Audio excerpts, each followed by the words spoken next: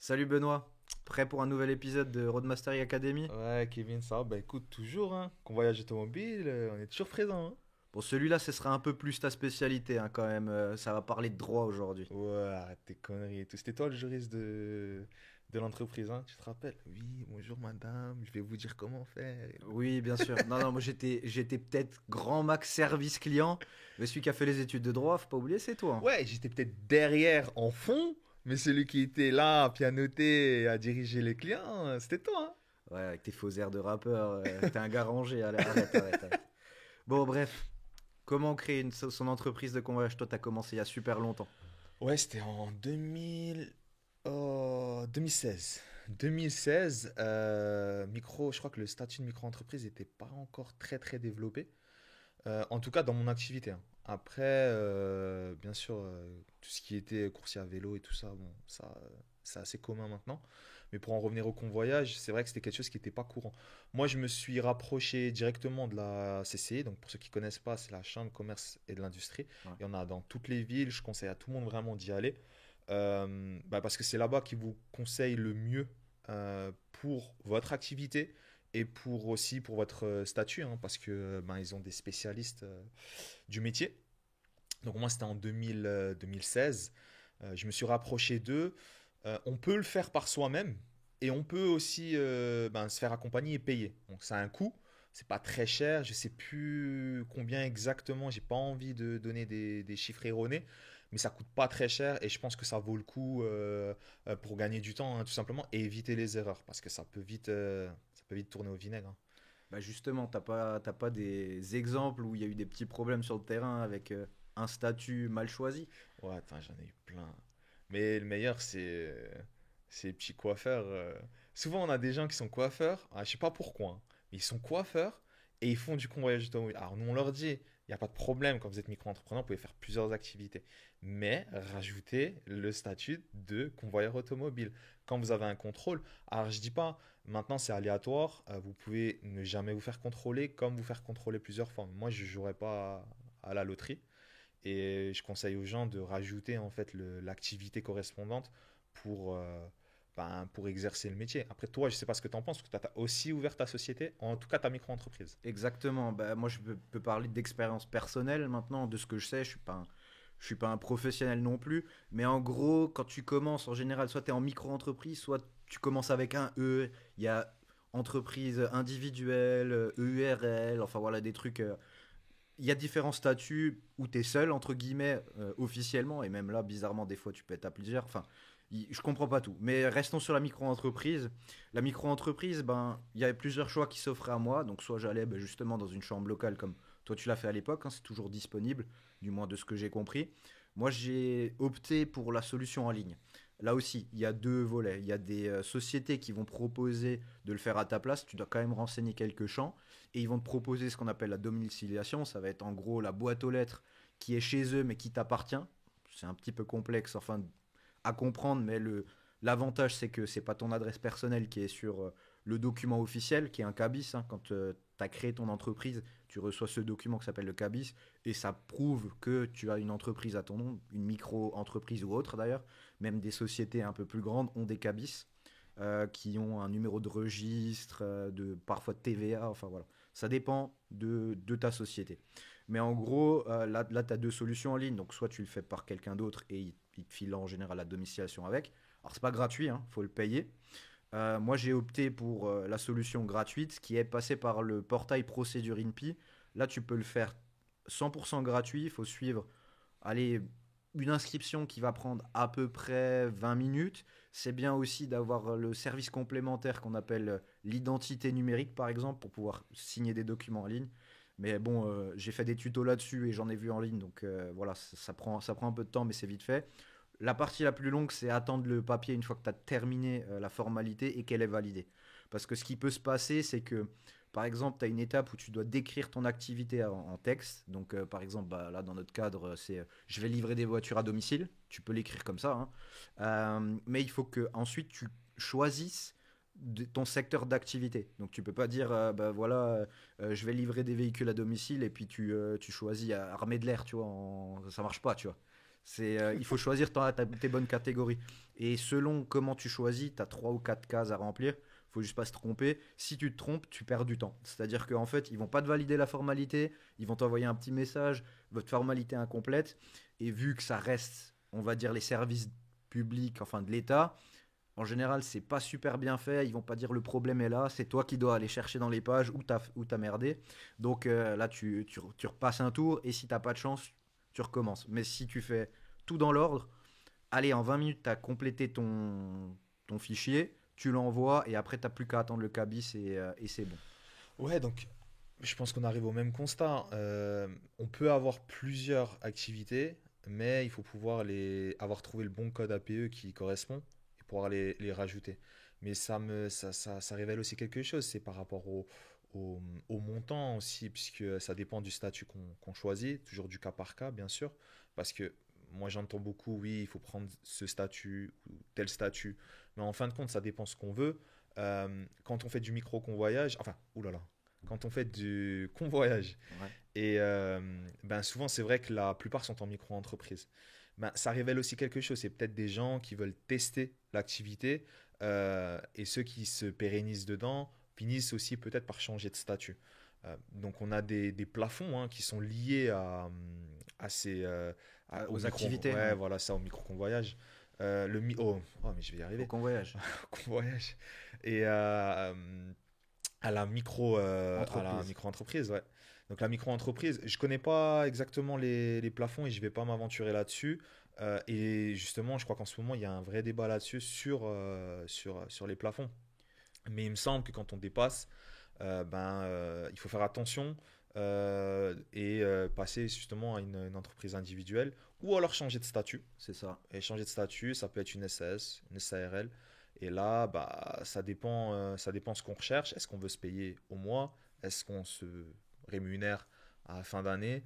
Tout ça, en fait, c'est du cas par cas. Et il ne faut pas prendre ça à la légère parce que ça peut vite tourner au vinaigre et avoir un redressement fiscal ou avoir des problèmes fiscaux par la suite. Je sais, alors juste pour revenir là-dessus, il y a aussi, même en micro-entreprise, tu peux différencier, il me semble, que tu as les activités de service et les activités où tu fais des produits, enfin voilà, et les plafonds changent, donc il faut bien se renseigner là-dessus par rapport à ce qu'on fait. Ici, dans le convoyage, on est dans une activité de service, donc si jamais vous la regardez, vous trouverez assez vite. Je sais plus quel était le plafond quand moi j'ai ouvert la micro-entreprise, mais ce qui est important, c'est que à partir d'un moment où commence à vraiment bien tourner, entre guillemets, et se faire un bon revenu, c'est pas une mauvaise idée de commencer à côtoyer un comptable qui va pouvoir justement un peu aiguiller les prochaines étapes.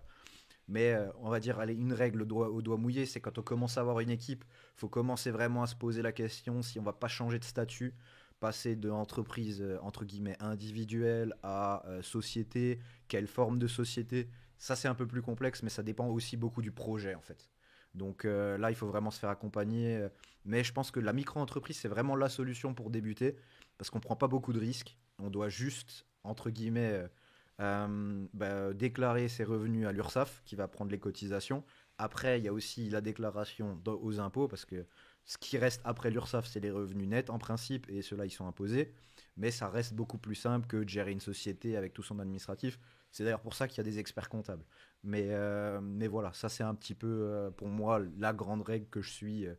Pour l'instant, je suis toujours encore en micro parce que j'ai pas dépassé de seuil. À partir du moment où on dépasse un seuil, c'est pas automatique, il faut quand même le déclarer à l'administration.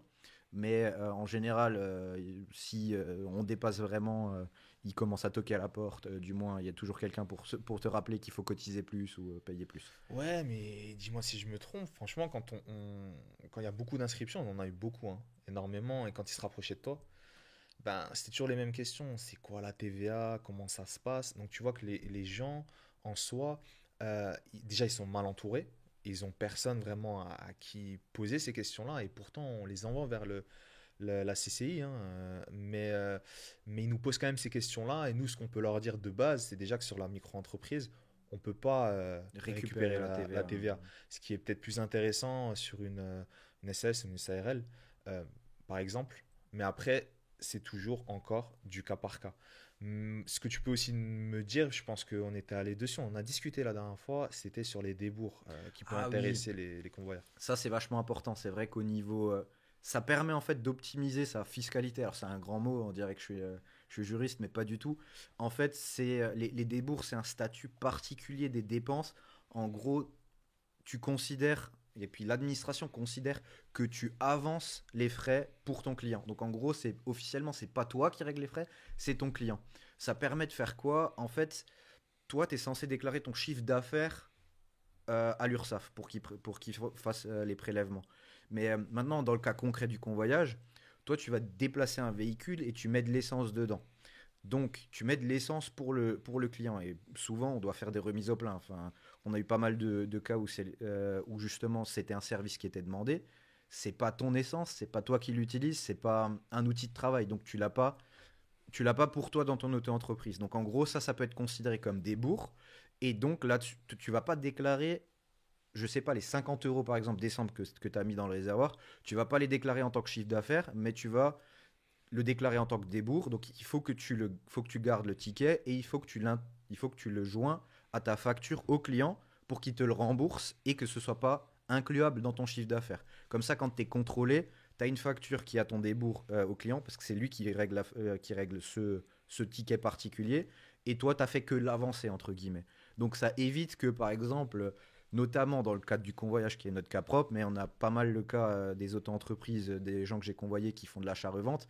C'est sûr que s'ils achètent, je raconte n'importe quoi, une voiture à 1 million d'euros et qu'ils la revendent à 1 million et 1 euro, ils se sont fait qu'1 euro, mais s'ils doivent déclarer 1 million de chiffre d'affaires, ça va pas, tu vois. Donc les débours, c'est un peu ça l'idée, entre guillemets. Où bah, en fait tu vas vraiment déclarer ce que tu gagnes en fin de compte et pas ce que tu avances pour faire ton métier en gros quoi. Ah, mais ça, c'est des éléments que les gens connaissent pas forcément. Après, c'était toi le juriste, hein, les petites bretelles, les Encore petites une fois, pins. En fait, arrête, tu caches bien ton arrête. jeu.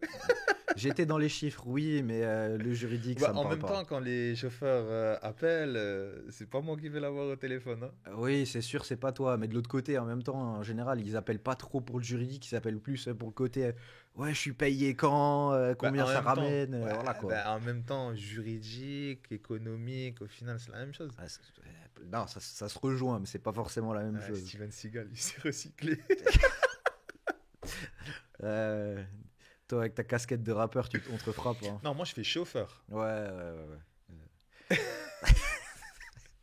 Non, mais bon, voilà ce que moi je peux dire sur le sujet. Je sais pas si toi t'as un truc à rajouter. Écoute, je sais pas. Bah là, il faut rentrer dans les détails. Je pense que moi, ce que je conseille à ceux qui nous écoutent, à ceux qui nous regardent, qui sont dans l'activité ou qui veulent y rentrer, c'est surtout de se faire accompagner. Je pense que c'est la première des choses à faire avant même de se lancer dans l'activité. Parce que j'en connais qui nous appellent, qui nous disent, voilà, je veux commencer en tant que convoyeur. La personne a déjà créé son activité, donc forcément, nous, on les prend en cours de route, ces gens-là. Ben, nous, on ne peut pas revenir sur ce qui a été fait et on ne peut pas faire ce que les gens ne nous demandent pas. Donc, moi, je conseille à tout le monde de peut-être nous en parler et de tout simplement nous faire part de leur cas personnel. On pourra les aider au mieux. Je pense qu'on est passé par tous les cas. On a rencontré aussi plusieurs chauffeurs qui nous ont parlé de leur situation personnelle, donc on pourra faire le parallèle. Donc c'est intéressant. Après toi, je sais pas, je pense que tu as parlé à beaucoup plus de personnes sur place. Donc peut-être que tu as quelque chose à rajouter justement par rapport à ça. Ben, la majorité des gens sont en micro-entreprise et restent en micro-entreprise parce que, en général, soit c'est un complément de revenu, soit c'est une activité à temps complet, mais voilà, c'est pas.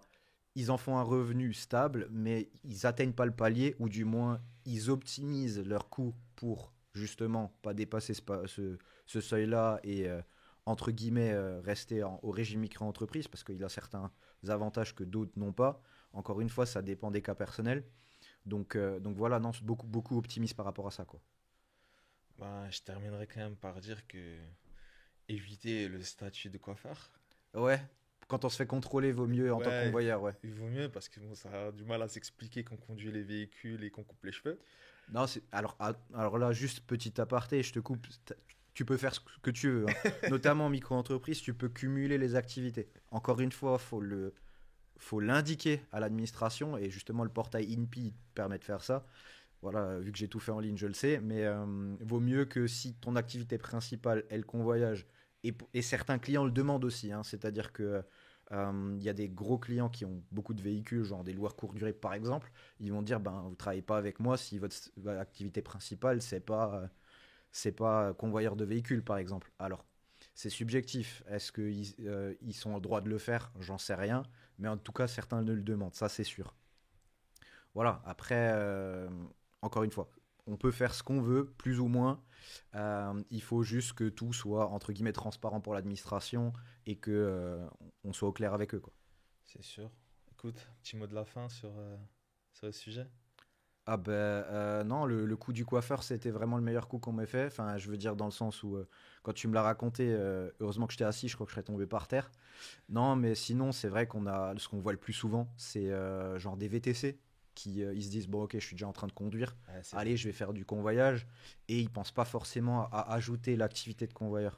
Alors certains veulent rester VTC, d'autres veulent on va dire transposer. Il faut juste qu'ils changent entre guillemets l'activité principale, qu'ils rajoutent l'activité de convoyeur. Mais non, sinon ouais, le coup du coiffeur, c'était la première fois. Et, ben, on a eu un petit problème, tu te souviens, retard de livraison, parce que, et puis d'un coup, il nous appelle et il a les flics à côté, ils font comment ça se fait qu'il a le véhicule, enfin voilà, ouais, c'est certain. c'était toute une histoire ça. Mais bon, bref, voilà quoi. Ben écoute, super sujet. Je pense que ça serait intéressant d'échanger aussi avec les personnes qui nous regardent, qui commentent, pour voir eux où ils en sont, ce qu'on peut faire pour eux. Et via Roadmastery Academy. C'est ça, Et vous l'avez la base. entendu, commentez et partagez. Attends, je répète parce qu'ils ne sont pas entendus. Roadmastery Academy. Donc, likez, commentez et abonnez-vous.